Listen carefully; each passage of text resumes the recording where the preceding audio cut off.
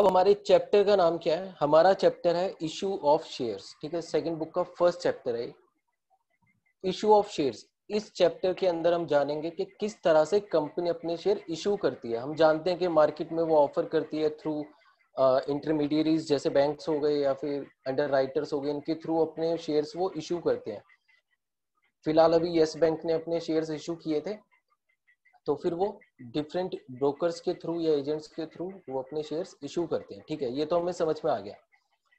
लेकिन जब ये शेयर्स इशू करेंगे और इनके बदले पेमेंट रिसीव करेंगे तो इनको क्या करना पड़ेगा? इनको इन सब की अकाउंटिंग करनी पड़ेगी। ठीक है, तो इस चैप्टर में हम जानेंगे कि किस तरह अकाउंटिंग करते हैं इन डिफरेंट सिचुएशंस। तो सबसे पहले क्या होता है कि हमने क्या किया, हमने पब्लिक को में एक एडवर्टीजमेंट दे दिया कि हम शेयर्स इशू कर रहे हैं, तो आप सब्सक्राइब करो। ठीक है, तो कंपनी ने शेयर इशू किया, पब्लिक क्या करेगी? पब्लिक उन शेयर्स को सब्सक्राइब करेगी।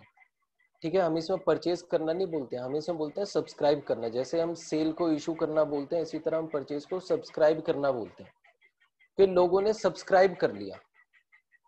ठीक है, फॉर एग्जाम्पल मान लेते हैं कि कंपनी ने अपना शेयर इशू किया, तो उसका इशू प्राइस डिसाइड किया। इशू प्राइस डिसाइड करने से पहले हमने बोला कि उसकी फेस वैल्यू है 100 रुपए। फेस वैल्यू अब सबको पता है क्या होता है, par value, face value, nominal value, ये सबको आइडिया है क्या होता है।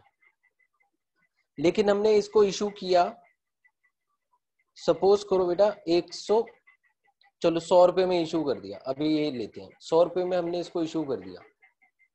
ठीक है, 100 रुपए की फेस वैल्यू थी, 100 में ही हम इसको इशू कर रहे हैं। अच्छा, अब मुझे बताओ, जब लोग इसको परचेज करेंगे, ठीक है, जब लोग इसको परचेज करेंगे या फिर सब्सक्राइब करेंगे, तो वो कितनी पेमेंट करेंगे?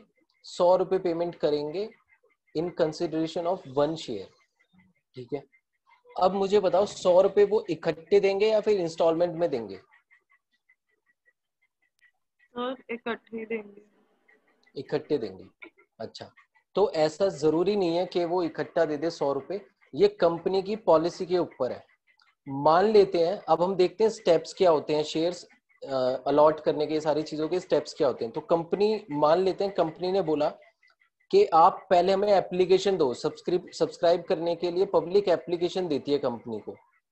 ठीक है, तो सबसे पहले हमने बोला, कंपनी ने जो पेमेंट प्लान निकाला है वो निकाला है कि जब आप एप्लीकेशन दोगे ना शेयर्स के लिए, एप्लीकेशन के टाइम पे आप हमें 50 रुपए दे दोगे। ठीक है, एप्लीकेशन पे के टाइम पे 50 रुपए दे दोगे। एप्लीकेशन मतलब, फॉर एग्जाम्पल अगर मुझे कंपनी में 1000 शेयर चाहिए, तो मैं एप्लीकेशन फॉर्म भरकर सबमिट कराऊंगा और उसमें लिखूंगा 1000 शेयर चाहिए, तो पैसे कितने जमा करूंगा? 1000 इंटू 50। ठीक है, 50,000 रुपीज मैं उसके साथ डिपॉजिट करा दूंगा।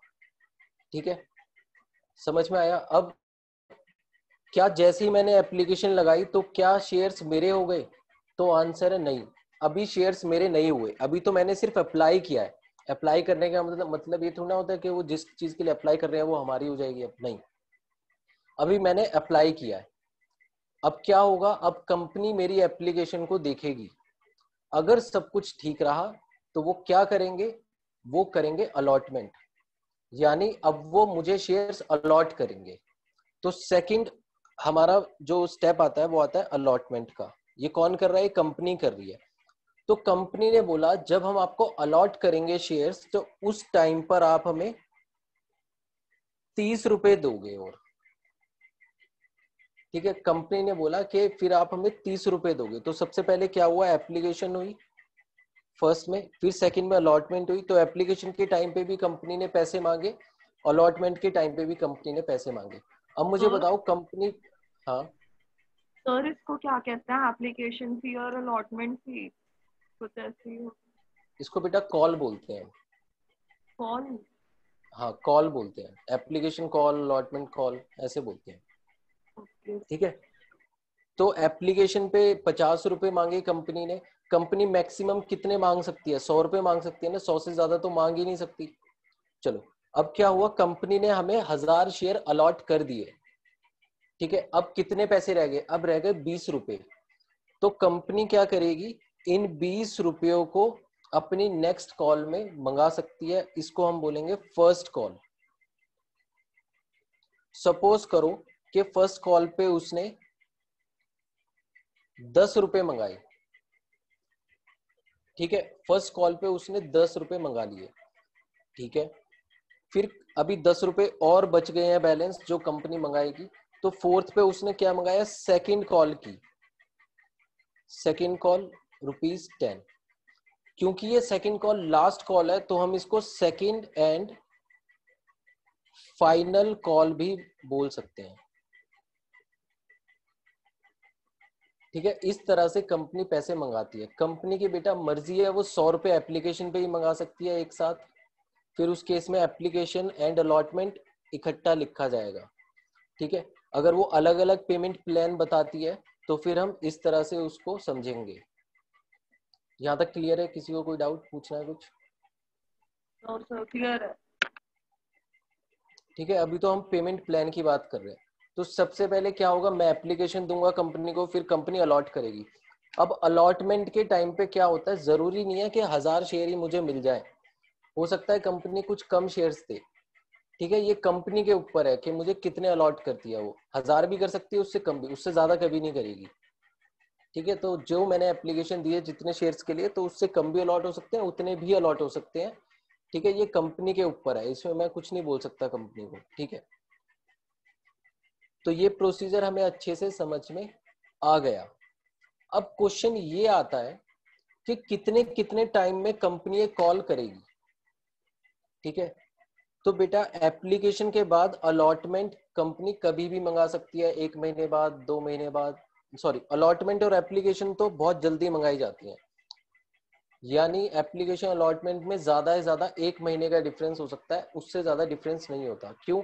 एप्लीकेशन के बाद कंपनी को अलॉटमेंट जल्दी करनी होती है, नहीं तो जो एप्लीकेंट्स होते हैं वो शोर मचाना शुरू कर देंगे कि हमसे पैसे ले लिए लेकिन अलॉटमेंट नहीं की। तो इसलिए ये दोनों तो बहुत जल्दी होती है। लेकिन फर्स्ट और सेकंड कॉल कंपनी चाहे तो 1 साल बाद, 2 साल बाद, 5 साल बाद, 6 साल बाद, 10 साल बाद, या फिर मंगाए ना कभी भी, ये कंपनी के ऊपर है। ठीक है, कंपनी को अगर लगता है कि 80 रुपए से अभी हमारा काम चल जाएगा तो वो सिर्फ अलॉटमेंट तक ही मंगाएंगे, और फ्यूचर में जब जरूरत पड़ेगी तो फर्स्ट कॉल और सेकंड कॉल कर सकते हैं, या फिर वो चाहें तो पूरे 20 रुपए फर्स्ट एंड फाइनल कॉल पे ही मंगा सकते हैं। ये कंपनी के ऊपर है। यहाँ तक क्लियर है बेटा? Yes sir. ठीक है, सबको क्लियर है? कुछ भी अगर पूछना है, कुछ भी क्लियर नहीं है तो मुझे बता दो। Yes sir. ठीक है, तो सबको क्लियर है? अब आगे चलते हैं। अब होता क्या है, ये जो पैसे आ रहे हैं ये किस चीज के आ रहे हैं? ये कैपिटल के पैसे आ रहे हैं। कैपिटल मतलब ये सारे जो पैसे हैं 100 रुपए, ये किस चीज के हैं? ये शेयर कैपिटल के पैसे हैं। ठीक है, ये शेयर कैपिटल के पैसे हैं। अब शेयर कैपिटल दो तरह की होती है, इक्विटी शेयर कैपिटल और प्रेफरेंस शेयर कैपिटल। तो दोनों का प्रोसीजर बिल्कुल सेम होता है। अगर इक्विटी शेयर है तो इक्विटी शेयर कैपिटल हम लिखेंगे, अगर प्रेफरेंस शेयर है तो प्रेफरेंस शेयर कैपिटल लिखेंगे। दोनों का प्रोसीजर, एंट्री, सब कुछ सेम होती है, बस नाम चेंज हो जाता है। इक्विटी है तो इक्विटी, प्रेफरेंस तो प्रेफरेंस। ठीक है, तो ये शेयर कैपिटल के पैसे हैं, यानी ये जो सारे अमाउंट है ये किस में ट्रांसफर होना चाहिए? शेयर कैपिटल में ट्रांसफर होना चाहिए। कहने का मतलब ये, अगर पार्टनर अपनी कैपिटल लेकर आएगा तो उसके कैपिटल में शो करेंगे ना उसको। इसी तरह ये जो पैसा आएगा, ये कंपनी अपनी इनकम नहीं दिखाएगी कि हमें इनकम हो गई, नहीं, ये कैपिटल के अंदर ट्रांसफर होना चाहिए, लायबिलिटी बननी चाहिए, क्योंकि ये शेयर होल्डर्स का फंड है। तो अब हम स्टार्ट करते हैं इसकी जनरल एंट्रीज।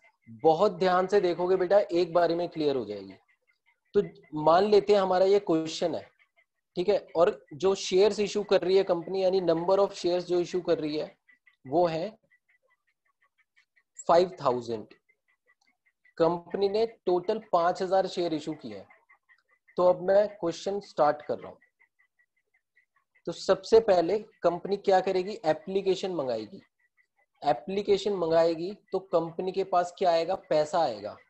ठीक है, उस टाइम पर क्या एंट्री करेगी कंपनी? तो फर्स्ट हमारी हो जाएगी ऑन रिसीट ऑफ एप्लीकेशन। ठीक है, कंपनी ने एप्लीकेशन मनी रिसीव कर लिया तो एंट्री होगी bank account debit. Bank debit हो जाएगा जब पैसे आएंगे। मुझे बताओ कितने रुपए से डेबिट होगा बैंक? तो 5,000 into 50।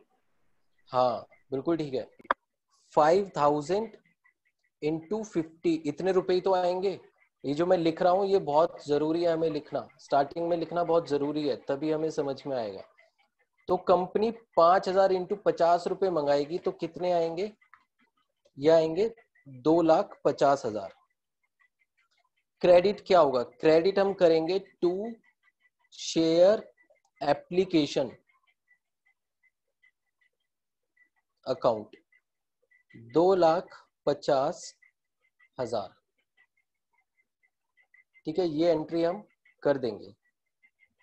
समझ में आई बेटा ये एंट्री सबको? Bank account debit to share application account, ये हमने पैसे रिसीव कर लिए। अब क्या होगा? अब ये जो पैसे हैं ये तो बैंक में रहेंगे 2,50,000, लेकिन ये जो अकाउंट हमने ओपन किया शेयर एप्लीकेशन, इसमें से इस अमाउंट को निकालकर हम शेयर कैपिटल में डालेंगे। तो सेकंड एंट्री हो जाएगी हमारी शेयर कैपिटल में ट्रांसफर करने की, और वो एंट्री होगी शेयर एप्लीकेशन अकाउंट डेबिट। इसको खत्म करने के लिए डेबिट करना पड़ेगा ना, यहाँ पे क्रेडिट हुआ था, टू शेयर कैपिटल अकाउंट 2,50,000, 2,50,000। ठीक है, यहाँ पे हमने कितना अमाउंट लिखा? 50 इंटू 5,000। ठीक है, 5,000 शेयर में 50 रुपए। तो हम डायरेक्टली शेयर कैपिटल में नहीं डाल सकते थे? बेटा डायरेक्टली शेयर कैपिटल में डालते तो हमें एंट्री से ये क्लियर नहीं होता कि ये एप्लीकेशन के पैसे हैं, अलॉटमेंट के हैं या फिर फर्स्ट कॉल के हैं। ठीक है, अगर हम नेट एंट्री करते तो bank to share capital entry होती, तो उस केस में हमें ये आइडिया ही नहीं होता कि अलॉटमेंट के पैसे हैं या फिर पूरे पैसे हैं भी या नहीं, तो ये हमें कंफ्यूजन रहती। ठीक है, हमें एंट्रीज इस तरह से करनी होती है कि हमें पिक्चर क्लियर हो जाए। ओके। ठीक है, तो फर्स्ट एंट्री हमारी एप्लीकेशन की कंप्लीट हो गई। पहले हमने पैसे मंगाए, अब क्या हुआ, फिर उसके बाद हमने उनको शेयर कैपिटल में ट्रांसफर कर दिया। ठीक है, अब सेकंड में क्या करेंगे हम? सेकंड में हम अलॉटमेंट करेंगे। मुझे बताओ पहले अलॉटमेंट करेंगे या फिर अलॉटमेंट के पैसे मंगाएंगे? सर पहले पैसे मंगवाएंगे। पहले पैसे मंगवाओगे? अब मुझे बताओ बेटा, हम अगर किसी चीज को बुक करा दें 50 रुपए में, ठीक है, 50 रुपए हमने पे कर दिए, जब नेक्स्ट बार वो पैसे मांगेगा तो हम उसको क्या बोलेंगे कि पहले ये तो दिखाओ चीज हमारी बुक हुई है या नहीं हुई, या फिर पैसे दे दोगे? नहीं सर, पहले बोलेंगे चीज दिखाओ। ये कहेंगे ना कि हमने बुकिंग के पैसे दिए थे तो पहले तो दिखाओ कि वो चीज हमें मिल गई है, अलॉट हो गई है। ठीक है, तो इसीलिए अब हम पहले पैसे नहीं मंगाएंगे, पहले हम ड्यू करेंगे यानी अलॉट करेंगे उन्हें। तो ड्यू करने की एंट्री हमारी होगी शेयर अलॉटमेंट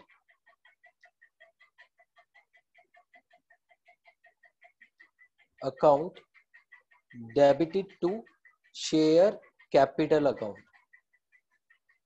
एक तरह से हमने ये वाली एंट्री यहाँ पहले कर दी। ठीक है, तो ये कितना हो जाएगा? ये हो जाएगा 5,000 शेयर पे कितने रुपए? 30 रुपए। अभी हमने पैसे नहीं मंगाए हैं, ये सिर्फ हम ड्यू कर रहे हैं यानी कैपिटल का पार्ट उसको बना रहे हैं। तो ये हो जाएगा 1,50,000, 1,50,000। अब क्या बोलेंगे हम शेयर होल्डर्स को? हम बोलेंगे देखो हमने आपके शेयर को अपनी कैपिटल का पार्ट बना दिया, तो अब आप हमें अलॉटमेंट के पैसे दे सकते हो। क्लियर है ये पॉइंट? Yes sir. ठीक है, तो अब नेक्स्ट स्टेप में क्या होगा? हम पैसे मंगाएंगे। तो जैसे ही पैसे मंगाएंगे तो क्या होगा? बैंक हमारा डेबिट हो जाएगा, बैंक अकाउंट डेबिट। हाँ बोलो, टू शेयर अलॉटमेंट। हाँ टू शेयर अलॉटमेंट अकाउंट, क्योंकि ये अकाउंट हमें खत्म कर देना है। To share allotment account 1,50,000, 1,50,000। Bank में इतने ही आएंगे ना, 5,000 शेयर पे 30 रुपए मंगा रहे हैं, तो 5000 इंटू 30, ठीक है। तो ये क्या हो गया, ये अलॉटमेंट की एंट्री हो गई। पहले हमने ड्यू किया, फिर उसके बाद हमने पैसे मंगाए। यहाँ पर हमने पहले पैसे मंगाए थे, फिर इसको कैपिटल का पार्ट बनाया था। यहाँ पर हमने पहले इसको कैपिटल का पार्ट बनाया, फिर हमने पैसे इनसे मांगे, हमारे पास पैसे पूरे आ गए, ठीक है। तो अभी हम कहाँ पर पहुंचे हैं, अभी हम अलॉटमेंट तक जनरल एंट्रीज कर चुके हैं। यहाँ तक बेटा नोट कर लिया सबने, कोई डाउट है किसी को? सर हो सर गया। 1 मिनट मैं नोट कर रहा हूँ बस। हाँ कर लो।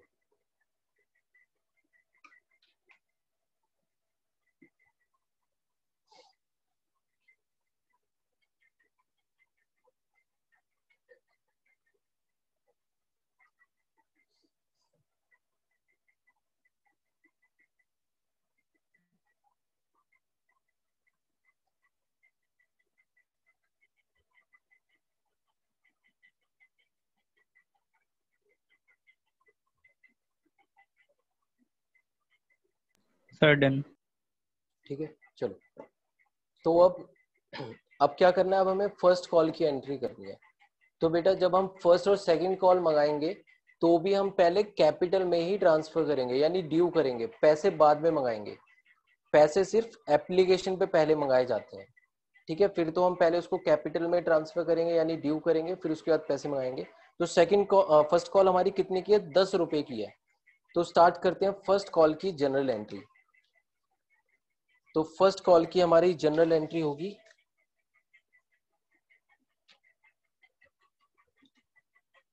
इसके बाद आते हैं थर्ड पे, यानी फर्स्ट कॉल को रिकॉर्ड करते हैं। तो जनरल एंट्री होगी शेयर फर्स्ट कॉल अकाउंट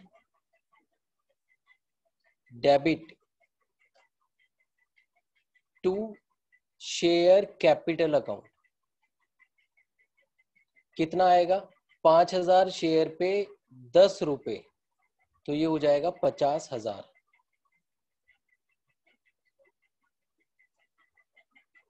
ठीक है, ये हमने ड्यू किया है, अब मंगाएंगे इसके पैसे। तो एंट्री होगी बैंक अकाउंट डेबिट, बैंक में पैसे आ जाएंगे, to share first call account, यानी ये जो हम कॉल वाले अकाउंट्स ओपन करते जा रहे हैं इनको हम साथ में क्लोज भी करते जा रहे हैं। तो इसमें कितना आएगा, 5000 शेयर्स इंटू 10 रुपीज, तो ये आ जाएगा 50,000 और 50,000। ठीक है, ये क्लियर है एंट्री। Yes sir. अब आते हैं फोर्थ पे। फोर्थ क्या है हमारा, सेकंड एंड फाइनल कॉल है। तो हम क्या करेंगे, पहले इसमें हम कैपिटल का पार्ट बनाएंगे, ड्यू करेंगे, फिर हम पैसे मंगाएंगे। तो एंट्री होगी second and final call account share second and final call account debit to share capital account. तो ये आ जाएगा, कितना था, ये भी 5000 इंटू 10 था, तो ये हो जाएगा 50,000 और 50,000। अब इसके पैसे मंगाएंगे, पैसे मंगाएंगे तो bank account debit to share second and final call account. कितने आएंगे, 50,000 और 50,000। ठीक है बेटा, ये जो मैं ब्रैकेट में लिखता हूँ ना कैलकुलेशन, अभी लगेगा कि बहुत ये क्यों लिख रहे हैं, ये तो बहुत इजी है, इसमें लिखने की जरूरत क्या है, जब यहाँ 50 है तो ये भी तो 50 से एंट्री होगी। ये जो मैं लिख रहा हूँ कि अभी तो क्वेश्चन बहुत सिंपल है, आगे चलकर मैंने कल भी डिस्कस किया था कि इसमें हिसाब किताब बहुत होने वाला है, तो वहां पर ये हमें काम आएगा, तो इसको लिखने की आदत डालो। ठीक है, अभी सिंपल लग रहा है, बाद में पता चलेगा कि हम क्यों लिखते हैं इसको। तो ये यहाँ पर हमारा क्वेश्चन कंप्लीट हो गया। सबको समझ में आया ये question? Yes sir. Yes sir. ठीक है, अब चेक करते हैं एक बार। तो इसके अंदर जो हमें क्वेश्चन दिया हुआ था कि हमने 5000 शेयर 100 रुपए के इशू किए, तो अगर हम ओवरऑल देखें तो हमारे बैंक में टोटल कितने पैसे होने चाहिए, हमारे बैंक में टोटल 5000 इंटू 100 रुपए 5 लाख रुपए होने चाहिए। ठीक है, और 5 लाख ही शेयर कैपिटल में होने चाहिए। सही बोल रहा हूँ या मैं गलत बोल रहा हूँ? Yes sir. ठीक है, बिल्कुल भाई, 5 आने चाहिए ना। 100 रुपए मंगा रहे हैं, 5,000 शेयर हैं, तो 5 लाख बैंक में आने चाहिए और शेयर कैपिटल में भी तो 5 लाख ही जाने चाहिए। तो अब हम क्या करते हैं, इसको वेरीफाई कर लेते हैं। तो वेरीफाई करेंगे तो देखो बैंक हमारा कितने कितने से डेबिट हुआ, 2,50,000, फिर प्लस 1,50,000, कितने हो गए, 4 लाख हो गए। और देखते हैं आगे, 4 लाख के बाद फिर यहाँ पर बैंक डेबिट हुआ 50,000 से, 4.5 लाख, और टोटल 50,000 ऐड कर दो, 5 लाख, यानी बैंक में टोटल 5 लाख आ चुके हैं। ठीक है, अच्छा, अब आते हैं हम अपने शेयर कैपिटल चेक करते हैं, क्योंकि शेयर कैपिटल में भी 5 लाख ही ट्रांसफर होने चाहिए थे। तो शेयर कैपिटल देखते हैं, यहाँ पर क्रेडिट हुआ 2,50,000, फिर यहाँ पर क्रेडिट हुआ 1.5 लाख से, टोटल कितना हो गया, 4 लाख। फिर आगे देखते हैं, यहाँ पर क्रेडिट हुआ 50,000 से, 4,50,000, और यहाँ पर शेयर कैपिटल 50,000, तो टोटल शेयर कैपिटल भी 5 लाख से ही क्रेडिट हुआ और बैंक में भी पूरे 5 लाख ही आ गए। समझ में आया? तो इसमें हम कर क्या रहे हैं, इसके अंदर हम कर वही रहे हैं, बस इसमें प्रेजेंटेशन का थोड़ा हमारा कॉन्सेप्ट चेंज हो जाता है। अगर हम बैलेंस शीट की बात करें, पहले बेटा मैं बैलेंस शीट कभी भी नहीं कराता था साथ में, लेकिन क्योंकि हम थर्ड बुक कर चुके हैं तो बैलेंस शीट हमें समझ में आएगी। अगर हम बैलेंस शीट में शो करेंगे इन एंट्रीज को, बैलेंस शीट में शो करेंगे तो किस तरह से शो करेंगे, बैलेंस शीट हमारी बनेगी statement type, statement of affairs. तो सबसे पहले यहाँ पर आएगा इक्विटी एंड लायबिलिटी, ठीक है, यहाँ पर आ जाएगा रुपीस। तो इक्विटी एंड लायबिलिटी में सबसे पहले आएगा हमारा शेयर होल्डर्स फंड, सबसे पहले आएगा share holders fund. Share holders fund में क्या आएगा, शेयर कैपिटल, ठीक है, तो शेयर कैपिटल आएगा। अब मुझे बताओ, अगर ये इक्विटी शेयर कैपिटल होगी तो एंट्रीज में भी इक्विटी शेयर कैपिटल लिखा जाएगा और यहाँ पर भी इक्विटी शेयर कैपिटल। तो इक्विटी शेयर कैपिटल में हम बोलेंगे 5 लाख आ गई, ठीक है, 5 लाख हो गया। तो और कोई लायबिलिटी नहीं है, तो टोटल हमारा 5 लाख ही आएगा, ठीक है, 5 लाख हो गया। अब आते हैं एसेट साइड पर, बैलेंस शीट मैच करनी चाहिए ना, तो आते हैं एसेट साइड पर। एसेट्स के अंदर हम बोलेंगे करंट एसेट्स में, फिक्स्ड एसेट कुछ है नहीं, करंट एसेट्स में कैश एंड कैश इक्विवेलेंट में क्या आएगा हमारा, बैंक अकाउंट, ठीक है, बैंक आएगा। कितने आ जाएंगे, बैंक में भी 5 लाख ही आ गए ना, तो बैंक में भी 5 लाख आ जाएंगे, तो इसका भी टोटल क्या हो जाएगा, 5 लाख। मुझे बताओ बैलेंस शीट मैच हो गई या नहीं हुई? Yes sir. ठीक है, तो ये हमारी बैलेंस शीट हो गई। बैलेंस शीट बनानी भी आ जाती है इन क्वेश्चंस में, इसलिए मैं बैलेंस शीट साथ साथ हम डिस्कस करते हुए चलेंगे। ठीक है, तो शेयर कैपिटल आ गया 5 लाख लाइबिलिटीज में, और एसेट्स में आ गया बैंक हमारा 5 लाख, तो हमारी बैलेंस शीट मैच कर गई। ठीक है, अब बात आती है कि जो दूसरे अकाउंट्स है, second call, first call, application, allotment, ये क्यों नहीं आए इसमें? क्योंकि ये सारे अकाउंट्स बेटा हमारे जीरो हो गए हैं। कैसे जीरो हो गए? यहाँ पर शेयर एप्लीकेशन क्रेडिट हुआ, यहाँ पर इतने से ही डेबिट हो गया, तो ये इसको कैंसिल करके दिखा देंगे हम, तो ये क्या हो गया, ये जीरो हो गया। ठीक है, यहाँ पे क्रेडिट हुआ, यहाँ पे डेबिट हुआ, तो ये हमारा जीरो हो गया। ठीक है, फिर देखते हैं अलॉटमेंट, तो अलॉटमेंट यहाँ पर डेबिट हुआ, यहाँ पर क्रेडिट हो गया, तो ये भी जीरो हो गया। अब आते हैं फर्स्ट कॉल पे, तो फर्स्ट कॉल यहाँ डेबिट हुआ और यहाँ पर क्रेडिट हो गया, तो ये भी जीरो हो गया। फिर इसके बाद सेकंड कॉल, यहाँ डेबिट हुआ और यहाँ क्रेडिट हो गया, तो ये भी जीरो हो गया। तो बचा क्या रह गया? तो बचा तो सिर्फ हमारा शेयर कैपिटल और बैंक रह गया, वो एंट्री हमने कर दी और बैलेंस शीट में भी हमने उसको रिप्रेजेंट कर दिया। कोई डाउट बेटा अभी तक किसी को? नो सर, क्लियर है। ठीक है, सबको अच्छे से क्लियर है बेटा? अगर कोई भी डाउट है तो मुझसे डिस्कस कर लो, अभी डिस्कस कर लोगे तो आ जाएगा समझ में।